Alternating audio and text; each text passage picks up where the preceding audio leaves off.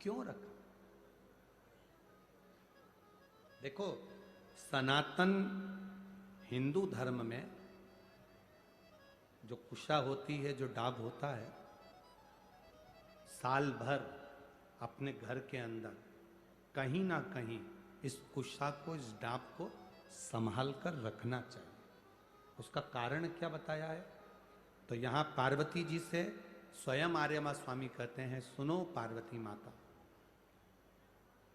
पितृलोक में ये जो ढाब है, पितृलोक में जो ये कुशा है, पितृलोक में ये कुशा जो रखी हुई तुम देख रही हो, इस कुशा का महत्व ये होता है कि जिस घर में, जिस घर के अंदर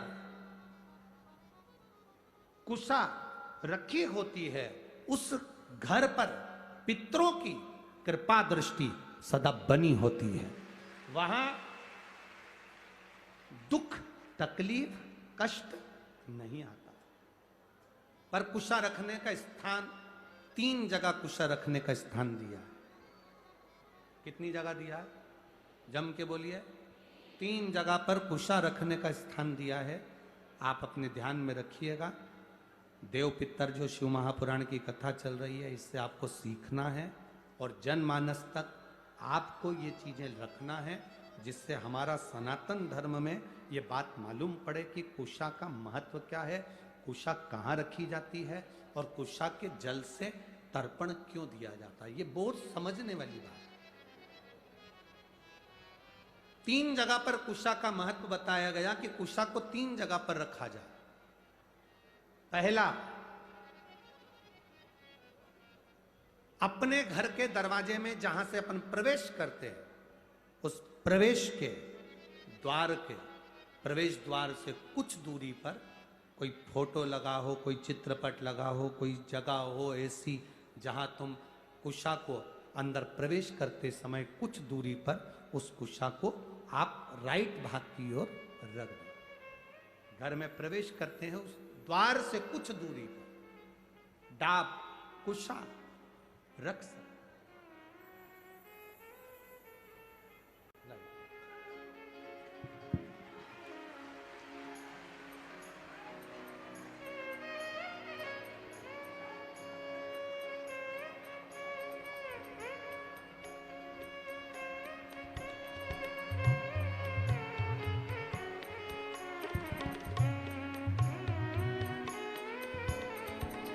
एक बार देवादिदेव महादेव का जय घोषारा। ये 2 बालक बाबा की कृपा से कई वर्षों के बाद हुए। एक बार जोरदार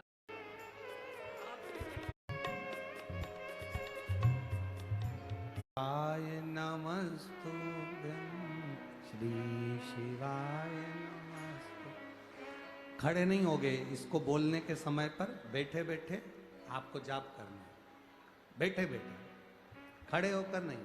श्री शिवाय नमस्तुभ्यं, श्री शिवाय नमस्तुभ्यं, श्री शिवाय नमस्तुभ्यं, शिवाय नमः, श्री शिवाय नमस्तुभ्यं, श्री शिवाय, श्री शिवाय, श्री शिवाय, श्री शिवाय। दूसरा, डाब को, कुशा को 3 जगह पर, पहला द्वार से अंदर प्रवेश करते समय सीधे हाथ पर कहीं पर भी रख सकते। दूसरा, पूजन का जो स्थान हो, पूजन की जो जगह हो, वहां अगर कुशा नहीं रख सको तो कुशा का आसन जरूर रखो। अगर कुशा नहीं रख सकते तो कुशा का आसन जरूर। तीसरा,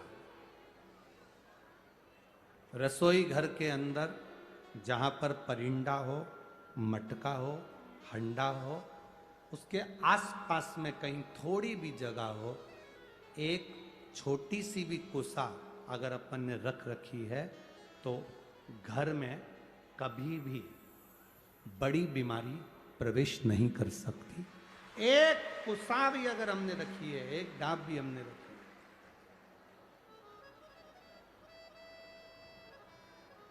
हम तो यहां तक कहेंगे शिव महापुराण की इस पवित्र कथा में आप लोगों से कहना चाहेंगे,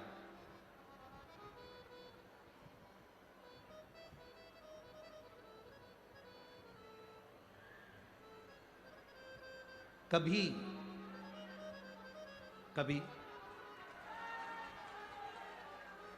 इस पवित्र कथा में अगर आप लोग स्मरण करेंगे तो कभी जिंदगी में आप कोई बड़ी जांच कराने के लिए जा रहे हो कि डॉक्टर ने बोला है कि इनको ये बीमारी हो रही है, इनको ये रोग हो रहा है, इनको ये तकलीफ। आप डॉक्टर को दिखाओ, जांच कराओ, डॉक्टर दवाई दे, उसको खाओ। डॉक्टर भी शंकर का एक रूप है। जैसे शिव महामृत्युंजय है तो जगत के जितने डॉक्टर हैं ये भी महामृत्युंजय का एक प्रतिबिंब स्वरूप है। आप इनको दिखाओ। डॉक्टर भी शंकर का एक स्वरूप है। ऐसा नहीं कि तुम डॉक्टर को नहीं मानोगे, डॉक्टर शिव का एक तत्व स्वरूप माना गया, महामृत्युंजय माना गया। आप दिखाओ। पर यहां शास्त्र कहता है, शिव महापुराण की कथा वर्णन करती है, जब तुम जांच कराने के लिए जा रहे हो, तुम्हें लग रहा है कि डॉक्टर ने बोला है कोई बड़ी बीमारी है, गठान है, और ये गठान, ये गांठ गर्भाशय में आ गई, ये गांठ कहीं शरीर में आ गई, और तुम्हें लग रहा है कि ये तकलीफ देगी और जांच के लिए जाएगी। उसके पहले जब आप डॉक्टर की जांच कराने के लिए जाओ, उसके पहले कुशा का जल, अगर महादेव जी की जो जलाधारी होती है, इसमें महादेव जी बने, दिख रहा है सबको? सबको नजर आ रहा है?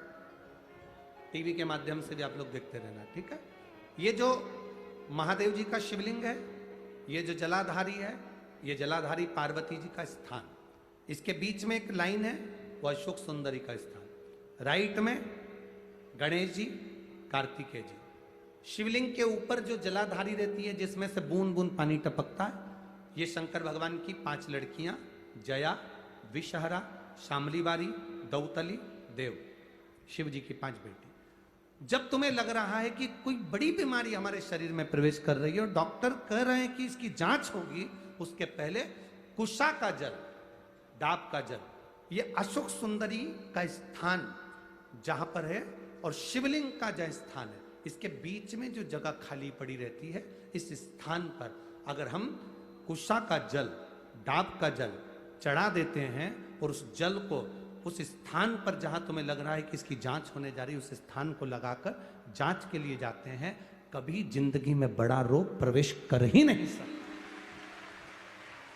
कुशा का जो जल होता है, डाब का जो